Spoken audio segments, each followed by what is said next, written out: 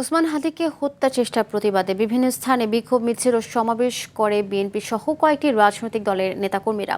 বিক্ষোভে অংশ নিয়ে বিএনপি নির্বাহী কমিটির সদস্য রুহুল কুদ্দুস তালুকদার দুলু বলেন, শেখ হাসিনার নির্দেশেই হাদিকে হত্যা চেষ্টা করা হয়েছে।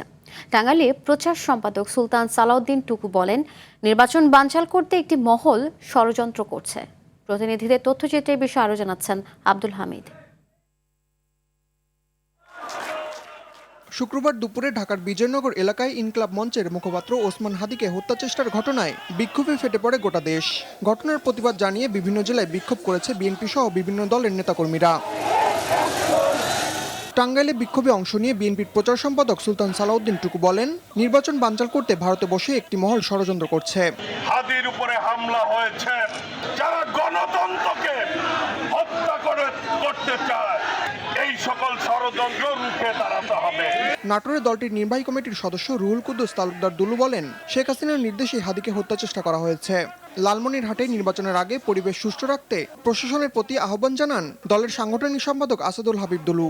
আমরা এই ঘটনার সঙ্গে যারা জড়িত এবং আগামী দিনে আরো ঘটনা ঘটতে পারে, এই জন্য আমরা এখানে একত্রিত হয়েছি, আমাদেরকে সতর্ক থাকতে হবে। ওসমান হাদির নিজ জেলা ঝালকাঠিতে তার শারীরিক সুস্থতা কামনায় দোয়া মোনাজাতের আয়োজন করেছে এনএস কামিল মাদ্রাসা।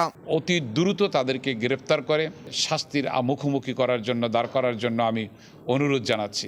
নেত্রকোনায় বিপ্লবী জনতার ব্যানারে বিক্ষোভ কর্মসূচি পালিত হয়েছে। হামলাকারীদের দ্রুত বিচারের দাবি জানিয়ে ইসলামী ছাত্র শিবির, জুলাই মঞ্চ ও জুলাই বিপ্লবীদের ব্যানারে বিক্ষোভ মিছিল হয়েছে পিরোজপুরে এবং যশোরে। নোয়াখালীর কোম্পানিগঞ্জে এক অনুষ্ঠানে ছাত্র শিবিরের সেক্রেটারি জেনারেল নুরুল ইসলাম সাদ্দাম বলেন, হাদিকে গুপ্ত বাহিনীর সদস্যরা হামলা করেছে। আল্লাহ রাব্বুল আলামিন যেন আধিপত্যবাদের বিরুদ্ধে এই বলিষ্ঠ কণ্ঠস্বরকে আরো কিছুদিন আমাদের জন্য আল্লাহ রাব্বুল আলামিন ফেরত দেন।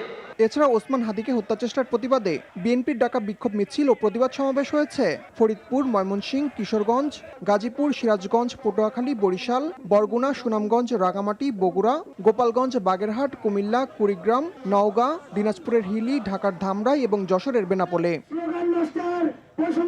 আব্দুল হামিদ, RTV।